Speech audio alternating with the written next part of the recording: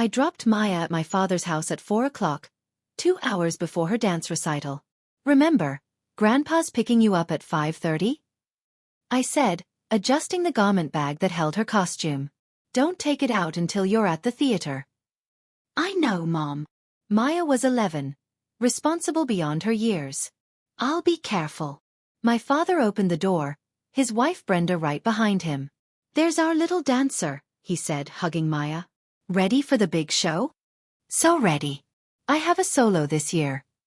A solo? Brenda's voice was bright, but her smile didn't reach her eyes. How nice.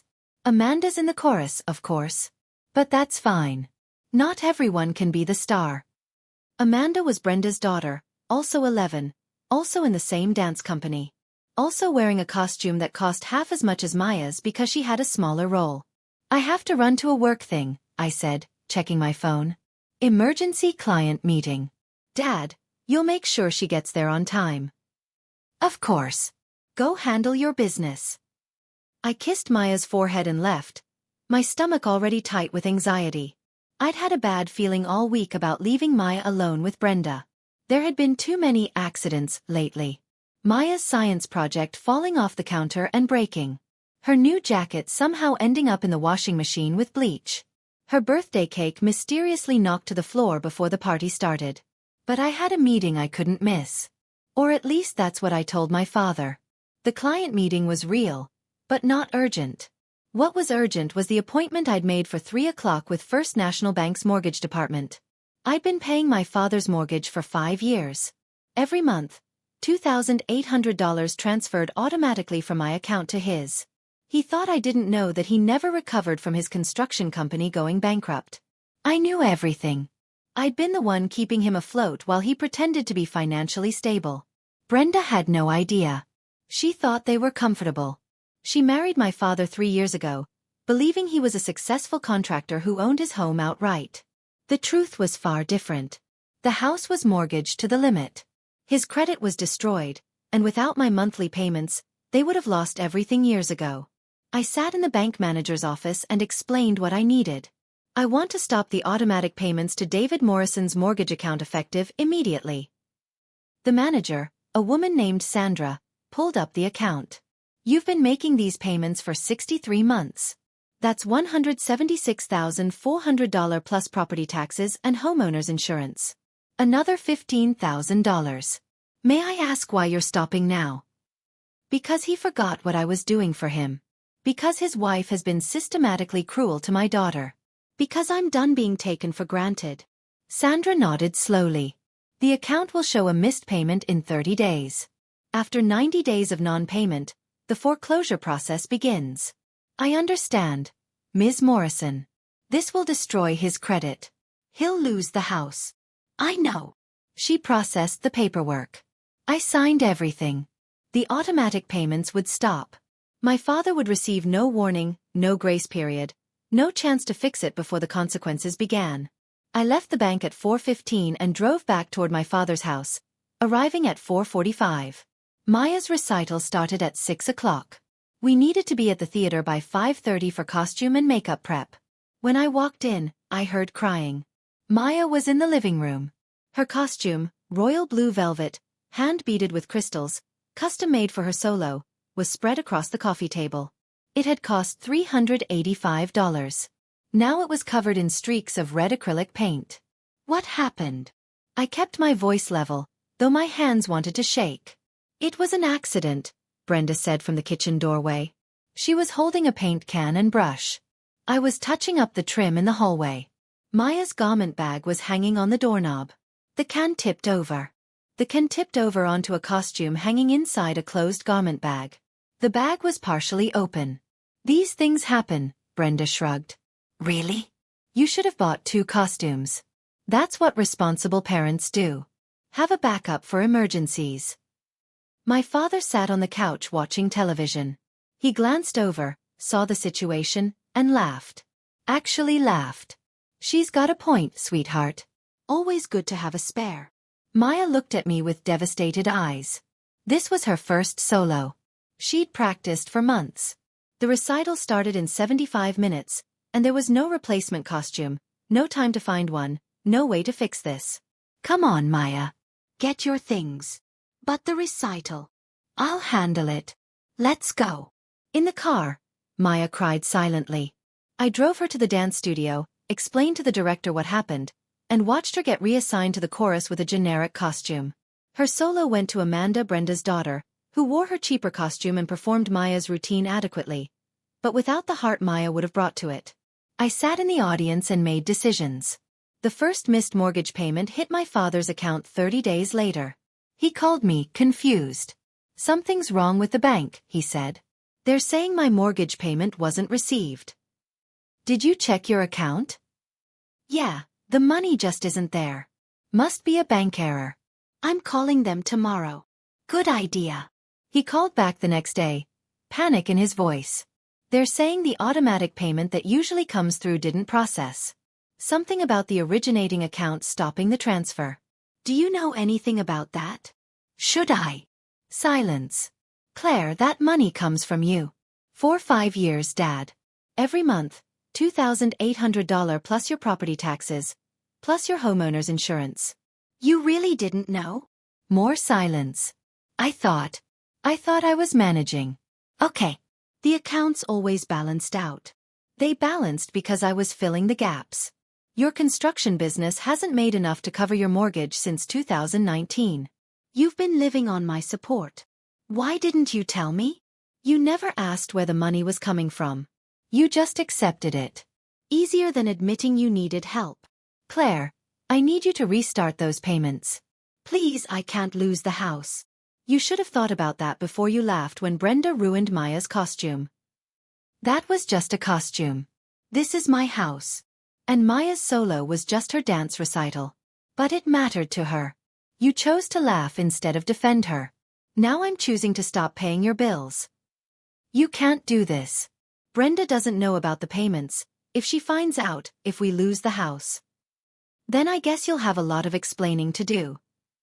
I hung up. The second missed payment hit day 60. My father called 6 times. I didn't answer. He showed up at my apartment. I didn't open the door. At day 90, the foreclosure notice arrived. My father called from Brenda's phone. She was screaming in the background. You've been paying our mortgage for 5 years. You've been lying to me about money. I could hear my father trying to explain. His voice desperate and defensive. Claire. Brenda grabbed the phone. You have to fix this. Tell the bank it was a mistake.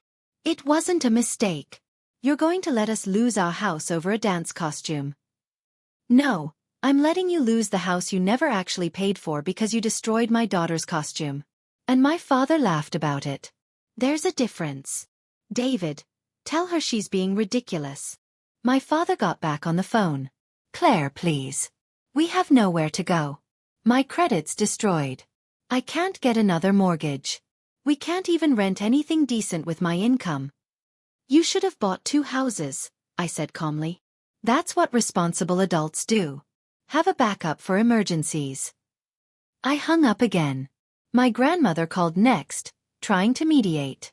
Claire, honey, I know Brenda was wrong about the costume, but losing their house seems extreme. Grandma, I've paid $191,400 for that house over 5 years. They never thanked me, never acknowledged it. Never once defended Maya when Brenda was cruel. He just took my money and let his wife treat my daughter like garbage. He's your father and Maya is his granddaughter. He made his choice. The house went to foreclosure auction at day 140. It sold for $365,000. Below market value because foreclosure sales always are. My father lost all his equity. The moving trucks came on day 173. They moved into a 2-bedroom apartment in a complex near the highway. From a 1,500 square foot house with a yard to an apartment smaller than my living room. Brenda's daughter Amanda had to switch schools. They sold furniture that wouldn't fit, downsized their cars because they couldn't afford the payments. I heard all this through my grandmother, who was disappointed in me but still called with updates. Brenda is furious, Grandma said. She's saying you destroyed their lives over nothing. Over nothing, I repeated. Maya's costume cost $385. Dad's house cost him nothing because I was paying for it. I destroyed nothing. I just stopped building something he didn't appreciate. 6 months after they moved out, my father requested to meet me for coffee. I agreed, curious about what he'd say. He looked older, tired. The stress of the past months had carved lines into his face. "I'm sorry," he said immediately. "For laughing, for not standing up to Brenda, for taking your help without acknowledging it." "Okay," I said. "That's it. What do you want me to say, Dad? That I forgive you? That I'll start paying your bills again?" I want to explain. Brenda didn't know about my financial situation when we got married. I was embarrassed. I kept up appearances. When your payments started coming through, I didn't question it. I convinced myself I deserved it somehow. That you were doing well and wanted to help. I did want to help. Past tense. Because of one incident with Maya. No, because of 3 years of incidents with Maya. The science project, the jacket, the birthday cake. The costume was just the last one. The one where you laughed instead of defending your granddaughter. I made a mistake. You made a choice. You chose Brenda's ego over Maya's feelings. You chose to take my financial support while dismissing my daughter's pain. Those were choices, not mistakes. He stared into his coffee. Brenda and I are separating. She can't get past the money thing. Can't forgive me for the lies. Her family won't help us financially because they feel I deceived her. I'm sorry your marriage is ending. Are you? I'm sorry you're hurting. I'm not sorry about the consequences. What about Maya? She's asking about me. Wants to know why we don't see each other. I told her the truth, that Grandpa let Brenda hurt her. And that taught Grandpa a lesson about taking people for granted. She's 11. That's too much for an 11-year-old. She's 11 and she needed to know that people who love you should protect you, not laugh when you're hurt. Better she learns that now. My father left the coffee shop without finishing his drink. I sat there for another 20 minutes thinking about choices and consequences. A week later, Maya asked if we could drive past Grandpa's old house. Why? I asked. I want to see where they lived, where we used to visit. We drove past. A new family had moved in. There were bikes in the driveway, a swing set going up in the backyard, children's laughter coming from inside. Do you miss going there? I asked Maya. I miss Grandpa. But I don't miss how small I felt there. How Brenda always made me feel like I was less than Amanda. She looked at me. Did you really pay for their house for 5 years? And Grandpa didn't know. He chose not to know. There's a difference. Why did you stop? Because watching Brenda ruin your costume and hearing Grandpa laugh taught me something. It taught me that helping people who don't appreciate it only enables them to hurt you more. Maya was quiet for a moment. I got my solo back, you know. For the spring recital. Miss Jennifer said I deserved it. That's wonderful, baby. Will Grandpa come watch? I don't know. Do you want him to? Only if he promises not to laugh if something goes wrong. That's a reasonable boundary. My father did ask to come to the spring recital. I said yes, but with conditions. He could attend, but he'd sit separately from us. He could congratulate Maya afterward, but Brenda was not invited. He agreed. Maya performed her solo beautifully. My father cried during it. Afterward, he hugged her and told her he was proud.